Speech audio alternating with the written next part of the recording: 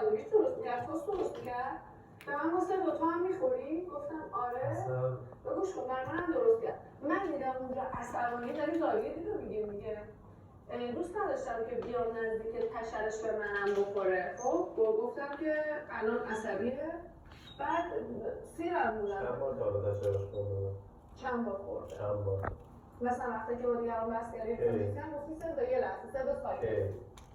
این چند روزا اتفاق افتاد این امروز دیروز خیلی زمان که من داشتم با علی بحث میکردم ساکت باش من الان تو ساکت باشه من چی معنی میکنی؟